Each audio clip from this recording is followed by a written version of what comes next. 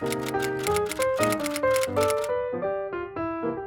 guys, welcome back to my channel. Today I'm going to be filming some Kindle Unlimited book recommendations. I love my Kindle so much, I spend a lot of time on it. I do go between physical and Kindle, I go through different moods. First of all, on Kindle Unlimited they have Rachel Gillig's books. So Rachel Gillig writes kind of gothic fantasies, and she has her One Dark Window duology, and she currently also has just released the Night and the Moth. I've not read anyone. The One Dark Window trilogy I have read, duology I have read, and it is so good.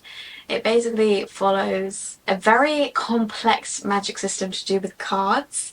It is quite easy to understand, but it's quite hard to explain, if you get what I mean. Basically, our main character has been cursed since she was younger, and she has like this nightmare living in her head. In order to get rid of this curse, I think she needs to find, it was a while ago that I read it, but I think she needs to find a final card. I can't completely remember, but it is a really good series. Yeah, there's a really cool magic system with cards. There's a cute romance that takes place. It's kind of like a forbidden romance because he helps her even though he probably shouldn't. It's quite atmospheric as well because it's a gothic fantasy. And I think it'll be really good to read in winter because it's like misty and gloomy, and I just think it would give you really good vibes in winter. Next they have quite a few cowboy romances, so they have Lila Sage's books on there.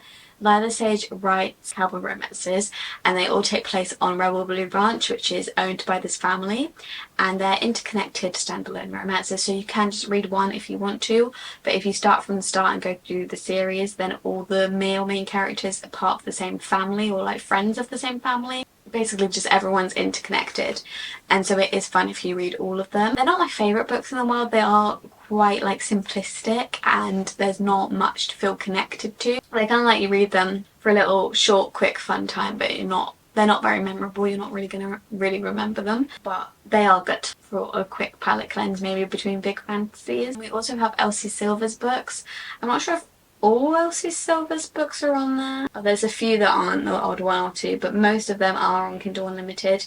I think all of them in the Chestnut Springs series are on there, and then all of them in the, what's this one called? Rose Hill series are on there.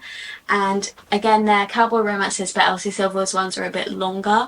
You can get a bit more connected to the characters. I do think they're good. I've only read one of them, and that is the first one. Is it Wild Love? Yeah, I've read that one and I did enjoy it. I haven't picked up any more. I can't remember like what my issues were with it, but it just wasn't very memorable clearly. Then they also have Holly Black's books on there. So Holly Black writes the Cruel Prince series, and then the spin-off of the Cruel Prince is also in there, which I think is called The Stolen Heir. So they're all on there. I've only read the Cruel Prince series. I haven't started the other series yet, but I really love the Cruel Prince series. You've got to keep in mind that the first book is not as much romance, it's more fantasy and like setting up, and then the other books contain more romance. But the land that they're set in is the fairy world, and it's just very atmospheric. Fairies, the way that they go about tricking people was really fun. We basically follow Jude, who is a human, but she now lives in the fairy world, and she is obviously not liked by the fairies because she is a human, and she can lie, and so they don't trust her because the fairies can't lie. The romance kind of stems, and it's a bit of an enemies to lovers, but it doesn't really start in the Cruel Prince, is the only thing to be aware of. The other author that they also have is Carissa Broadbent. Now Carissa Broadbent writes the Serpent and the Wings of Night series, which is a duology, and then I've actually got it here, spin-off is The Songbird and the Heart of Stone, which it follows a different character in the Serpent and the Wings of the Night duology. And I enjoy her books. I definitely think The Serpent and the Wings of the Night was the best one. Then the one after that, I enjoyed it, but it wasn't like amazing. And then this one I'm not enjoying too much. But when I say I'm not enjoying too much, I mean compared to the first one, because I really enjoyed the first Serpent and the Wings of the Night. So I don't think the other ones have lived up to that one for me.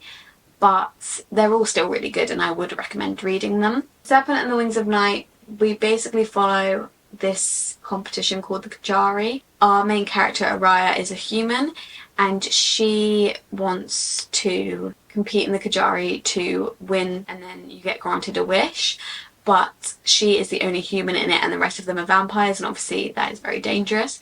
And so she teams up with a vampire called Rain, and they kind of form an alliance together, and they go through all these challenges in the Kajari. Also, in terms of fantasy, Penn Cole's books are on there, and Penn Cole writes Spark of the Everflame, Heat of the Everflame, Glow of the Everflame. It's a whole series and it is really good. It is definitely up there with the fantasy series. It's not quite as good as Fourth Wing and ACOTAR. Like, I don't have any 5 stars from that series yet, but considering how long the books are as well, to get them on Kindle Unlimited is really good. So we follow our main character DM, and she really hates the Descended, who are like the all-powerful people in the kingdom. Her mum is a doctor for them, but her mum ends up going missing, so she has to take over her mum's role and become a doctor for them. Kind of uncover secrets about herself, about that family, about the Descended, about everything. It then goes on from there, but I don't want to spoil anything, so I'm not going to say too much more. But it is a very thought out fantasy, and I feel like a lot of fantasies you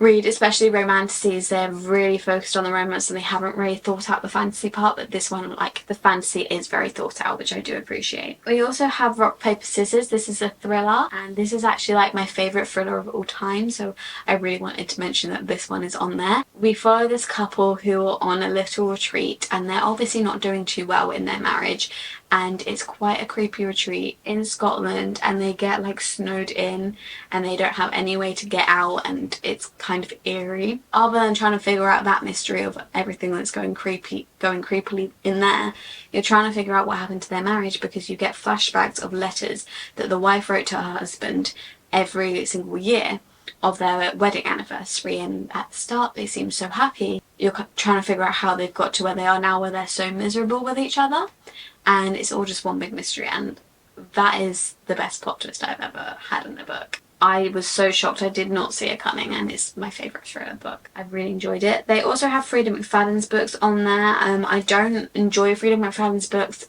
that much, but The Housemaid is being made into a film soon, and it was pretty good, so if you do want to check out The Housemaid before it gets made into a film, then that is also on there. I don't know how to explain it without spoiling anything, but she is a housemaid for this husband and wife, and she basically just uncovers things and you don't really know who you can trust. Obviously there's loads of things on Kindle Unlimited, but in terms of things that I've actually read and can recommend to you, they have the Magnolia Parks books on there.